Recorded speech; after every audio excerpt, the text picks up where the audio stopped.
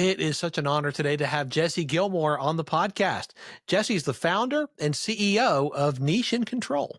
He helps digital marketing agency owners escape the chaos of daily operations and build a business that scales without them so they can finally step into the CEO role that they were meant for.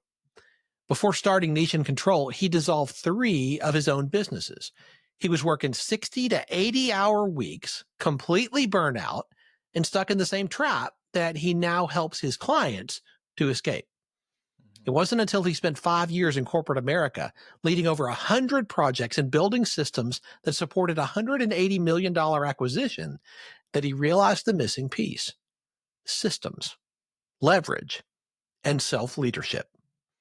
Since launching Niche in Control, he has helped over 90 agency owners to double their revenue, build self-sufficient teams, and create predictable growth without sacrificing their time, their family, or their freedom.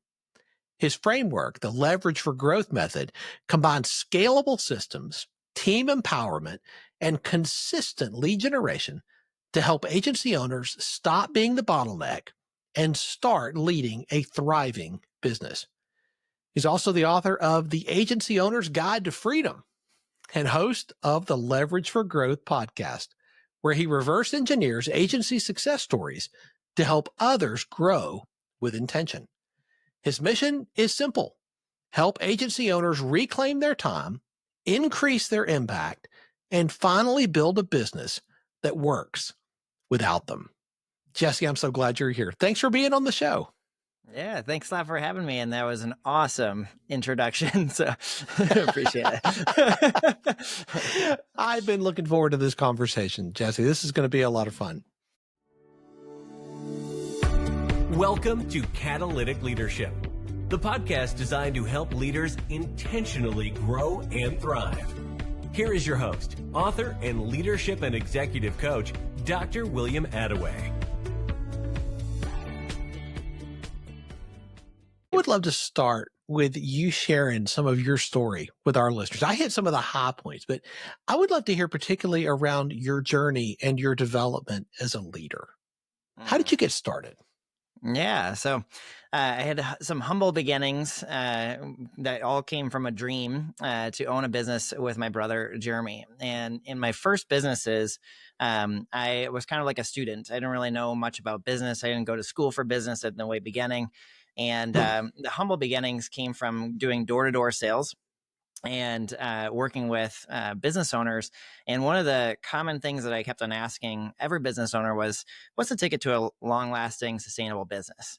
And I took a lot of notes in the way beginning, and it became like 17 journals of like 80-page notes or 80-page journals filled with notes of the answers. And I thought that I had captured everything and I did my homework. So when I started my business, a lot of it was based around what I had been told a successful business was going to require.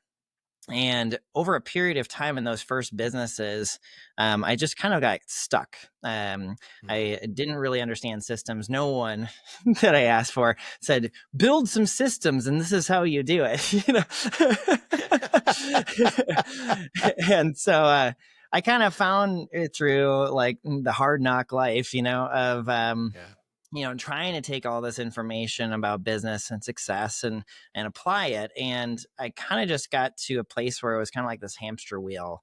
The more work that I did, the more success I looked like I was having, but on the inside, I was kind of dying. And I think leadership really came from an understanding that I had to lead myself.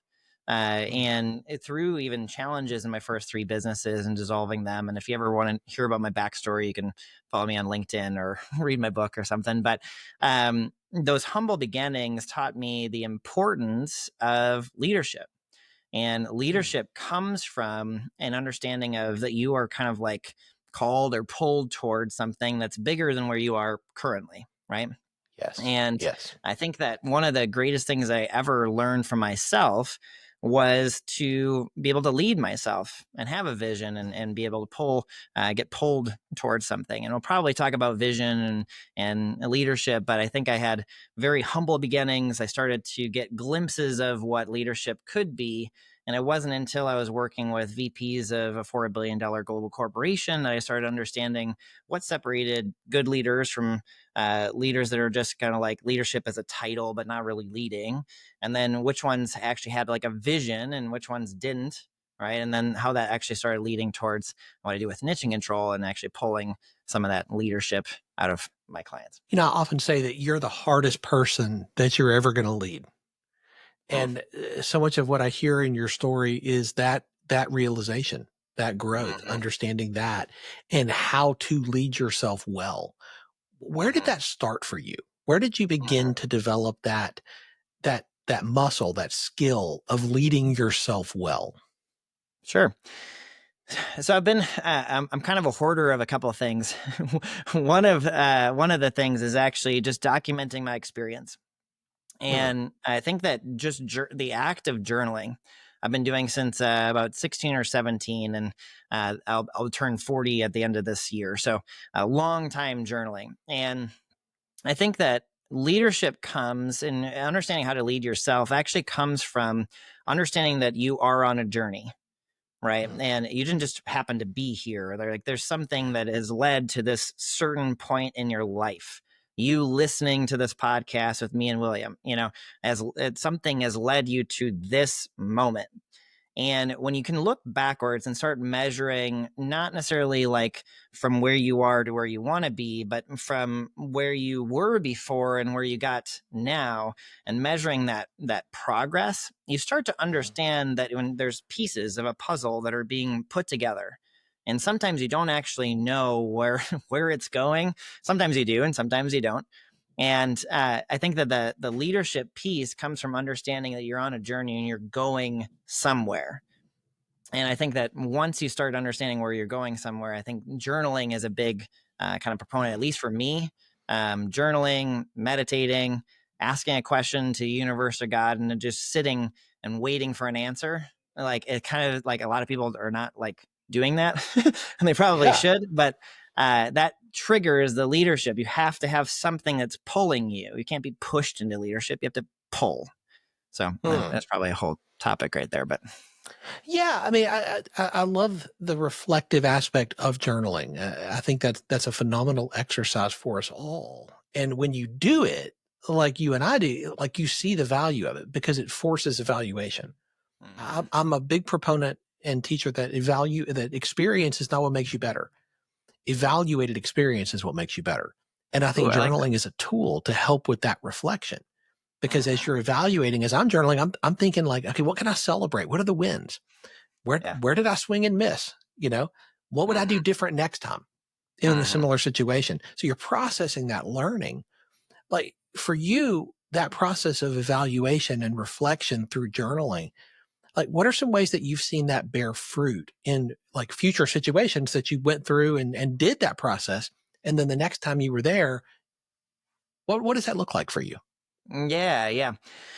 I think one of the greatest things that you can do with the journaling. So sometimes when I say journaling, people are like, what am I supposed to write? Right. Or they buy a journaling notebook and then they're like, there's a bunch of prompts, I think there's a couple of kind of like even just structured journaling that can get to what I'm about to answer your question with. One of them is something as simple as a plan tomorrow today. Where at the end of the day, you're looking back and you're saying, what are the top 3 accomplishments of today? And then what are the top 3 accomplishments that will happen tomorrow? Right. Yes. So a lot of people talk about to-do lists and stuff like that. And that's not really as beneficial as something that's like highly prioritized. Right. And if you do something like a plan tomorrow today, but you do it on a weekly basis or a monthly basis, and instead of looking at the day, you're looking at a week or a month or a quarter or even a year, that one process works really well. So the reason why I wanted to give that frame is because that one simple activity I've been doing for about 6 years, and just looking at what happened yesterday and what am I kind of learning from. And what I've noticed when I go back, and there are certain times in my life where I have something that happens, right? In February, my father died. So I was looking back on like childhood and journals about that, right? And then other times we hit certain milestones where our team grew to 11, and before I had a vision of a team of 11, and you look back and you start seeing that there's little glimpses of what the future is going to be if you continue on a certain track. And those kinds of scenarios allow journaling to kind of be like the breadcrumbs. And that evaluated experience that you were talking about just a second ago is beautifully capturing what I'm talking about right now, where you're looking back and you're starting to see, I had a vision for something that wasn't there yet. I was being pulled towards it, and now I have experienced that. And I don't know if I truly answered your question, but I think those concepts of being able to look at it kind of lead towards it. Well, I think that framing is really helpful, because I hear the same thing that you just described. Well, where do I start? How do I do this? Like, what am I supposed to write down? And I think having some framing, especially at the beginning, is incredibly helpful. So thinking through your story and some of the highlights I read and some of what you shared, this is the question that I can't wait to hear the answer to. Why digital marketing agencies? Everybody asks me that question. I mean, just looking at your experience, it's broad, it's varied, it's wide. Why digital marketing agencies? And I'll answer it in one word. Are you ready? Bring it. Results. That's it. And I'll kind of unpack that. So when I looked at, I actually created the company called Niche in Control before I even had a niche. So in the first year or so, like my website, you guys probably would laugh at, is just like coaching and consulting to grow your business. It's like the most like generic thing ever on a nicheandcontrol.com website. But anyway, so I didn't really know. And in the way beginning, I actually built Niche and Control on the side, because during that business acquisition, I wasn't too sure what was going to happen with corporate. And I was like, I'm kind of stumbling upon something that allows me to tap into something that doesn't have really limits, right? When you're an employee, you have limits to certain things, right? When you're an employer and an entrepreneur, you have a little bit more options. And so in the way beginning, I started working with any client that really would pay me. So I had a B2C, as most of us like do. SaaS, like a B2C SaaS company. And pretty early, I was like, oh, I'm really good at project management, and it seems like they don't really have good systems. So I'm going to help them with some systems. And then the next client was like a copywriter. And I was like, oh man, if you just move some things around, instead of it taking you 3 weeks, it's going to take you 4 days. And they're like, holy crap, I increased my capacity. I'm like, oh yeah, cool. And then by the grace of God, I got connected with a digital marketing agency. And I started working with Warren, and he was one of the first ones that I just went like all in with, where the previous ones were kind of like on the side, and I was kind of seeing what it was. When I worked with Warren, I was just like, all right, we're going to meet on a weekly basis, and we're going to be implementing this very specific strategy. And I can talk more about the strategy later, but the most important thing was I started working with him. And once we started to unpack what I called leverage for growth, which is our method, and I started to apply it to his business, it was like astronomical how much of a big difference it actually was to be implementing a proven system. And the proven system was literally, what did I learn in corporate that I didn't learn before? And what did if I was to teach somebody like how to build systems and make the business not to rely upon them, and if I was able to do that early, what would be the effect? And Warren was like the first one that actually went through the process. He went from 15,000 to 100,000 in 9 months while reducing his workload. Wow. It was like, what the heck? And he even talks about it. He's like, I had 3 people and now I have 8 full-time employees and 6 contractors. I was like, wow, that's crazy. And once I started to realize that it worked, and I can talk more about why it worked, and it wasn't always based around the method. Actually, there's kind of a synergy between someone who knows about marketing and someone who knows about systems, and like the yin and the yang happening. But what we did was I took that first version of the program that I was applying towards Warren, and I figured out what worked and what didn't. Got rid of what didn't, did more of what worked. That became version 2. Then I went through a whole nother year, did that with other agencies. And I started realizing that certain agencies were getting better results. Susan doubled her business in 6 months and then got acquired in 18, and says like everything had changed when she started working with me. And it's not about me. It's more based around just like the right fit. And the right fit kept on happening with agencies. And I can talk more about that from like either a qualitative kind of side of things where people are more creative and then they get a left brain systems person, and that seems to work really well. If people are familiar with the EOS method, it's EOS is too complex for like a 6-figure agency. There's too many things going unless you have a bigger team, but like we kind of do an EOS light, right? So there's a lot of different reasons on why it actually works, but we've now gone through 6 versions of what I was just talking about, where you apply version 2.0 and then you take what works and get rid of what doesn't. And we've built so many different feedback cycles that make it so it just keeps on becoming more of a proven process. And so, yeah. I read earlier that you have helped over 90 agency owners through this process. That's a lot. Like, you've mentioned Warren. What are some other stories of people that you have helped navigate this difficult thing of growing and scaling without running yourself into the ground? Yeah, absolutely. So Susan was one of the second ones that went through a massive transformation. So Susan was a full service creative agency owner. And she's very specifically worked with architectural product-based companies and helping with them creative, and already had kind of like the niche figured out. And when I was working with her, and actually when I talked with her, she's like, I've been trying to grow this business for over 20 years. I've hired people like David C. Baker and like everybody else that's kind of like known in the agency space. And she's like, they're really like helpful. They got us to be able to be an authority in the place. But every time that they talk about scale, it's too conceptual. And I've tried so many different things. I'm just kind of stuck, and I feel as though I'm spinning my wheels. She was one that just kept on saying, spinning my wheels, reinventing the wheels, like the same thing over and over again. And she goes, I'm to the point where if I don't fix this, I'm so sick of spinning my wheels that I'm going to shut it down within 6 months. And unless you can help me get there. I was like, wait, let's do pressure. I was like, I'm down for it. And she's like, all right, you're very confident. I'm like, yeah, you just got to do these certain things. And she's like, all right, let's do it. And not only did she double in 6 months, but she got it to where it wasn't relying upon her. And that is an astronomical change. She actually wrote the foreword in the book. And for anybody that's listening or watching, I'll give William the link to either the audiobook or give you a copy of it.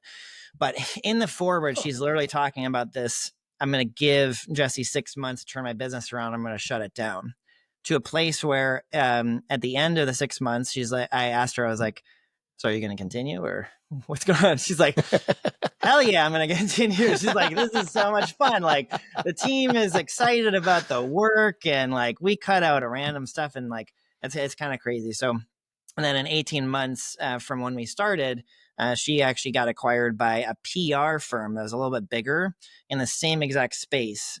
And so then they have the PR and the creative together. And she talks about one of the biggest changes was not necessarily like the scale. Everybody leads with like revenue, but it was like who I became in the process was different. And who what the agency became. She's like, if we would have been approached by that PR firm, maybe 18 months earlier, it would not have been like attractive to them. Right. And there wouldn't be an acquisition. But what happened was it made it to where it was a sellable asset, and so there's probably so much to unpack. I know you asked for a couple of different case studies, but Susan is one that if you watch her testimonial, it's like 14 minutes on her on YouTube. She goes through literally step by step. At this certain time, this is what we did, and then this is certain time, this is what we did, and then she talks about the whole entire thing was mindset. As like systems, cool. It's just mindset. How are you seeing it? And I think that brings us back to our conversation about leadership, because mindset and leadership go hand in hand, vision and acquisition and growth and everything that an agency owner is trying to accomplish, going from the doer to the CEO, comes down to how you're viewing things and what's going on in that mind. So well said. I often equate this to being at the center of the spider web. When an agency owner is in that spot and everything connects to you, that's not a sellable asset, right? Because you rip you out, the whole thing falls apart. What you're describing is building something that is sellable, that will scale, that is actually operating at a healthy and sustainable pace for the long haul. So talk about the strategy, the framework that you encourage and teach in your mastermind. Absolutely. Yeah. So we have an inside out approach to growth. So typically what people do in a lot of agency growth programs, there's nothing wrong with other programs. It's just different ways of doing things. A lot of other programs focus on sales, and then they focus on pipeline, and then they kind of work their way from an external focus, and then they build the business around that external part. Now, for us, we do way more of an internal. And for a lot of agency clients, especially if they've experienced something similar to what I was talking about in my previous businesses, working 60, 80-hour weeks, and everything's dependent upon them. And if you don't work doesn't get done. That the issue has nothing to do with new business. It has everything to do with time use, productivity, systems, offers, right? So that foundational stuff that sets up for everything else. So in the Leverage for Growth method, and we've revised it one more time, right? But we'll keep it really simple. There's 5 main steps to the process. And before we jump into everything, we just start with time use. We have every single client go through a time log.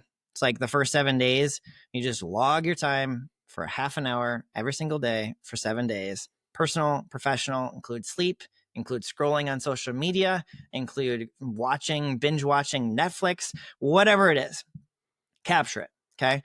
And from that time log, there are 4 things that you can do with that output. You can figure out what you can eliminate. So what are you doing right now that you can just get rid of? And then if you can't get rid of it, can you automate it? Is it something that's predictable? Data transfers should never be done by a human. That was one thing I just said in a LinkedIn post recently. That's good. It never happened. Like that one thing gone, right? So automation. Then if you can't eliminate it, automate it. Can you delegate? Can you give it to somebody else, right? And it's low risk, low value tasks, right?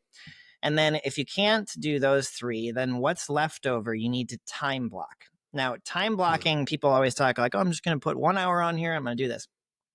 The most important thing about time blocking is that you put a sequence of similar tasks together, which means that you're minimizing what's called task switching. The biggest issue, if you get to the end of the day and you feel busy but not productive, has more to do with task switching than anything else. So anyway, I could probably go way deeper into that, but time, your main goal in step number 1 is to carve out 8 to 10 hours per week to work on the business. That is not additional time. That is not working on the weekends. That's not anything. It's existing time that you have right now. You're carving it out. You're just moving things around. Let's just say, William, you're going through this process and you can only capture 2 hours. And so I can't do the 8. I can only do 2. What do you do with that time?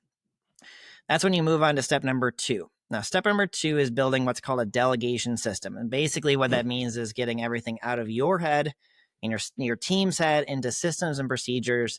So that way, the people that are doing the work can switch without the customer being impacted. I learned this in corporate. One of my biggest projects that I had in the company was to create what's called a customer protection plan. So if unions went on strike, how do you make sure that the material still gets to the clients and the clients are not impacted by whatever's happening in the factory, right? Gotcha. So the delegation system, there's actually a process that I go through in the book. So again, if you want more details, you can go into the book. But the delegation system is meant to start freeing you up. Now, sometimes people rush to hiring. And I would suggest not doing that. What I would suggest is that you start using that time. So William, if you were building those systems, and you only got the 2 hours, there's a strategy in the book of which ones to actually start building first. But as you're going through it, let's say you start to document and capture whatever it is for like running ad campaigns or setup of ad campaigns. And you capture an SOP or a system and you start to use your own system. So if it used to be 2 hours to run ad campaigns and you use a system now that is documented, then that 2 hours should be 90 minutes, should be 60 minutes, should be whatever. And the time that you free up, you just move towards working on the business. And it just becomes a cycle. Eventually just starts spreading and becoming more and more. You're building the systems that allow you to free up time. Is this making sense so far? 100%. Awesome. As you build up systems, what's naturally going to happen is you're so close to the work, you're going to start to understand what is valuable and what's not valuable. Well, kind of similar to what you're doing with your time, eliminate, automate, delegate, time block, right? You're going to naturally start looking at what is most valuable. And from there, you're going to start understanding that there are certain services, certain things that you're offering that you're just not that good at. There's so many like full service agencies that feel as though they have to be everything to everyone. And in actuality, they're diluting their true expertise. And if you can figure out what those core services are, and then you can figure out who gets the most value of all the clients that you could serve, who gets the most value from those core services, you now start to create what's called a minimum viable solution. It's the least amount of effort on your end, greatest results for the client. And if you price that minimum viable solution to your clients and according to value, as opposed to hours, right? Then immediately you're starting to shift and differentiate yourself. So step number 3 is based around that minimum viable solution. And you start to identify not only who you're serving, but what you're offering. And what it does is you have to go back to the market. So you have to take that new offer, even if it's a repackage, and you have to make sure that it actually works in the market. So you go back to step number 4, which is filling up your pipeline. And filling up your pipeline actually comes down to 3 client attraction systems working together. A lot of people think about tactics like, I'm going to do an email newsletter and then I'm good, or I'm just going to do paid ads or whatever it is. Client attraction comes down to a referral system, an outbound system, and an inbound system. And if you work all 3 of those together, you create what's called exponential demand. And I can give you an example of that. Let's just use Susan as an example. So how we build client attraction systems in niche and control that create an exponential demand came down to, in Susan's testimonial, she kept on using the words spinning her wheels. Okay. I'm spinning my wheels, reinventing the wheel. Right. And I was like, I just have this random hypothesis. If I said, are you spinning your wheels? ? And then put that into a cold email campaign, could I find more Susans? And it worked.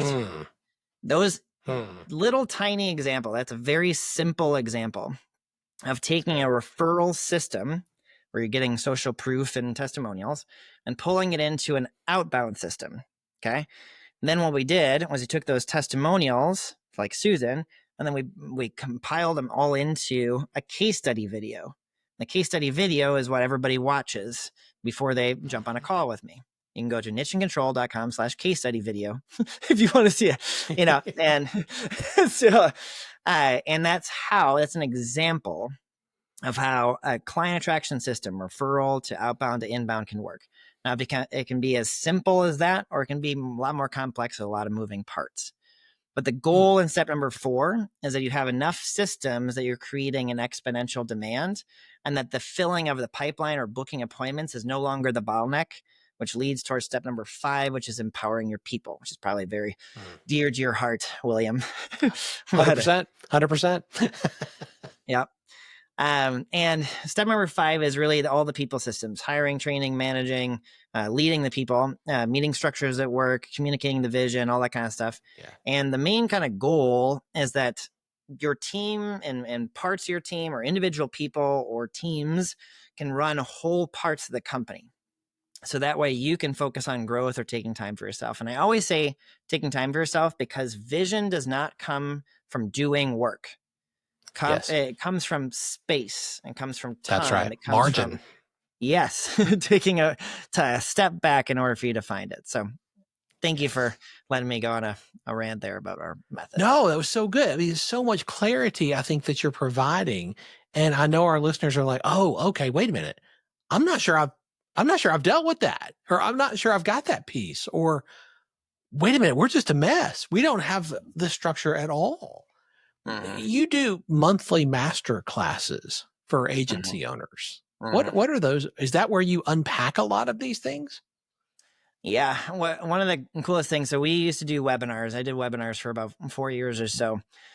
And what I wanted to do is I wanted to break all skepticism. If you are an agency owner that's listening to this, I guarantee you're listening to it and go, screw that, there's no way. Or, like, you've been around marketing messages so much that there's some skepticism. And I want you to embrace the skepticism and do your due diligence.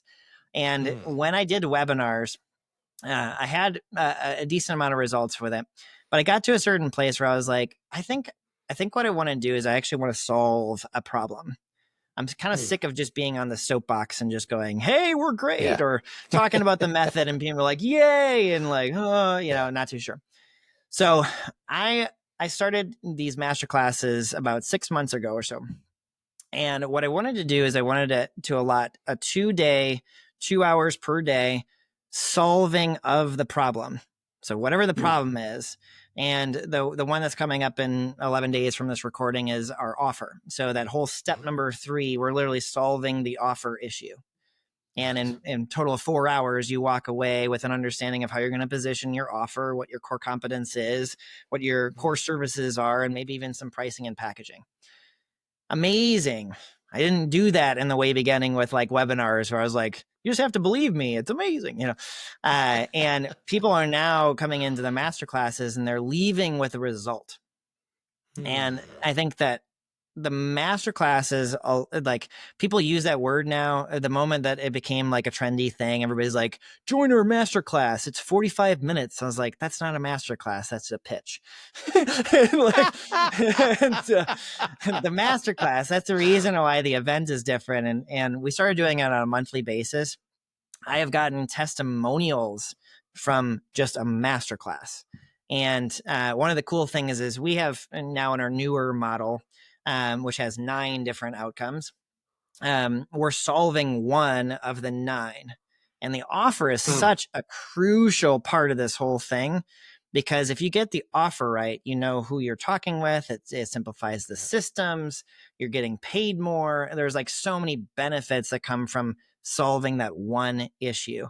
But yeah, the master classes, oh dude, they're fun. And people get to see me in a coaching mode as opposed to like a pitching mode, That's so good. You are constantly pouring out and adding value. I mean, in so many ways. And I see what you're doing online. I see what you're doing with your clients. I love this. I love the value that you are adding. Let me circle to you for a second. Like, you have to lead today at a higher level than you did 2, 3, 5 years ago. And that same thing is going to be true 2, 3, 5 years from now. Your team, your clients, everybody around you needs you to lead and continue to be leveling up. How do you do that? How do you stay on top of your game and level up with the new leadership skills that your team and your business and your clients are going to need you to have in the years to come? It's a good question. I think one of the greatest things that I do is I have these habits very similar to the plan tomorrow today and the weekly review and the monthly, all that kind of stuff. I just do it. Yeah. And I think that there's a part of leadership that's really boring. That's so true. It's Consistency the part that is not exciting. Yeah. It's the part that's tapping into the vision on a consistent basis. And sometimes sitting with unknowns and sitting until you have clarity. And that repetition, that routine of just getting into the zone of asking yourself a question: what is my target this week? Just waiting. What is something that's holding my team back that I can do to relieve that? And sometimes you have so much momentum that you think that it's always going to continue that way. And one of the greatest things you can do, and what I'm doing as a leader, is looking ahead So when you free up time, what happens is that you don't focus so much on what's going to happen in the next minute, hour, day, right? And the best CEOs of our time are looking at what needs to happen this quarter, this year, 5 years. Well, how is AI, which is the biggest topic right now, how is that going to impact leadership in the company and the market and the global landscape years from now? Right? The same goes for me and what I'm doing. So when I was originally thinking about, my day or my week, I was thinking about what I needed to do, right? But now I have a team that does a lot of things, right? And there's a lot of parts to it where I'm like, okay, did I give that team member everything that they need? Oh, they're going to need it on Thursday. I'm just going to do it on Monday. Right. And you start getting to a place where you start to free up even more time. And then eventually what happens is you're able to look at leadership and where is the direction of the company going, not from like the day or the week. You're starting to look at month, quarter, and so forth. So how I'm diving into it, I realize that I am constantly flawed and I'm always looking for new opportunities to improve. And I screw up so many times, but I'm just transparent about it. And then I learn and then I keep on going, and I think that transparency earns the trust of the people that follow me, whether it's from followers on social media, because I'm very active on LinkedIn, or it's people that, actually pay me to, be a coach and consultant for them. And I truly believe that leadership is an honor. It is a gift, and it can be taken away if you mess up and you're not mess up as a leader, but like mess up as not leading yourself. And so I am constantly finding different ways that I can lead, and it's not always based around business. Like I'm leading my son on the development of faith, and he's really interested in God, so I'm taking him to church. And my daughter is really interested in Taekwondo. And so then I'm going to her meeting like Taekwondo belt tests. And it's like, I'm like investing in it and I'm leading a family. And the same exact thing goes with body and with spirituality and with business. And I think that leadership comes down to leading yourself, but not just in business. No one wants to be one dimensional. And if you do some self-reflection. We have a journaling exercise just for you. Yes. That's so good. And I could not possibly agree with you more. It is a privilege. It is a gift to get to lead. And you are one person. And if you think you can compartmentalize one part of your life off, that's not how you're wired. That's not how you're designed. Every part of you touches every other part. And to live a life of integrity means you're living a life that is integrated, where every part truly does touch and influence every other part. And you're not trying to artificially wall off certain parts of your life. I think that's a very healthy way of looking at that, Jesse. Yeah. And one of my mentors, he had said, people don't have business problems. They have life problems that are reflected in their business.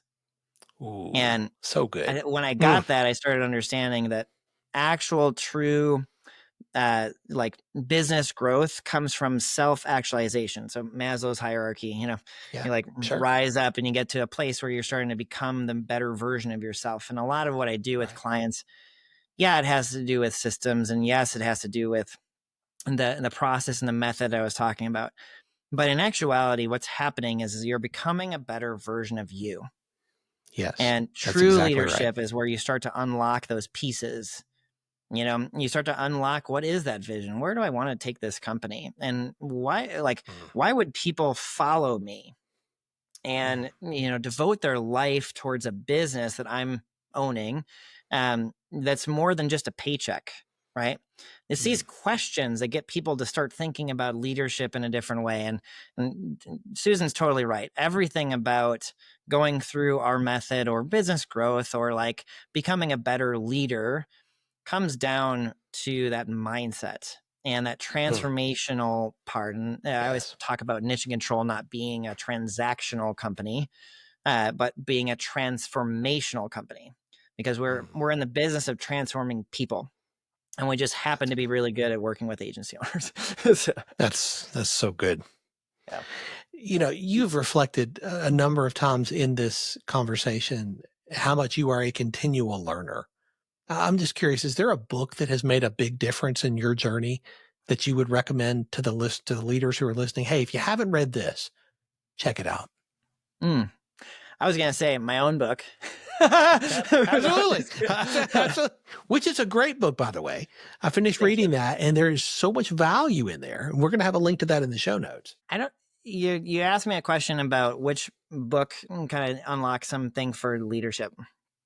And there's not a very specific book that comes to mind. And the reason why is because I think I've gone through about 400 business books, and probably about 100 of them are leadership oriented, right? I think in the way beginning, it was like John C. Maxwell books, and then it turned into some other things. And then I got into organizational alignment and 4 disciplines of execution. And then I got into a bunch of other things. But when it comes to leadership, I think my own understanding of leadership is really the combination of all of them. So I don't really think that there's a very specific book that kind of stands out. But I would say everything that I've talked about so far, I've given an understanding of exactly how to do that, how to create that leadership for yourself in the book that I've created. And I didn't really hold back. There's 256 pages worth of, building the systems, the mindset behind it, things to look out for, and so forth. So, yeah. And I think the value is so present in that book because of the authenticity you brought to it. Jesse, I think the stories that you tell, the suggestions, the insights that you share, these are hard won. These are actual examples from real people, real lives, including your own. And I think that's the power that I see when I was reading through this. I know our listeners are going to want to continue to stay in touch with you, continue to learn from you, and learn more about what this whole niche and control thing is all about. What is the best way for them to do that? Absolutely. If you're an agency owner, there's 2 main ways that I can help you. First one is if you're looking for a new core offer, or, one of those events or those masterclasses kind of stand out to you, I highly recommend applying to one of our masterclasses. Now, it's not for somebody who doesn't have 5 paying clients or is under 10,000 a month. Everything that we're doing from a strategy component is all based around 6 or 7 figure agencies. And if you're more than 7 figures, it's going to work for you as well. Events.nicheandcontrol.com is a redirection link that leads towards whatever monthly masterclass works out, or that we have at that time. That would be the highest value thing that I could ever give an agency owner. Second highest value is obviously the book. And in the book, I don't hold back. I give you a lot of things there. On LinkedIn, I'm posting, 5 days a week. I'm super active there. If you connect with me on LinkedIn, I can share different resources. We have a bunch of different resources for agency owners. And so you can go to linkedin.com/in/Jesse P. Gilmore. Otherwise, I'm on YouTube. I'll probably give you a bunch of links that you can put on there. But otherwise, if you want to check out just nicheandcontrol.com, we have our podcasts, the books on there. And there's probably about 5 other resources I'm not mentioning right now, but yeah, we have a lot of different things that we can give agency owners. But I love that. We'll have those links in the show notes. And I really want to encourage people to connect with Jesse. I want to connect you. I want you all to connect because there's so much value that you are continually dropping there. I think this is something that's really going to benefit our listeners. So listen up, go connect, go take action on this right now. Jesse, thank you for being here. Thank you for sharing so generously from what you've learned so far and how you've helped so many other agency owners. I can't wait to see what is next for you. Me too. Thank you so much, William. Appreciate it.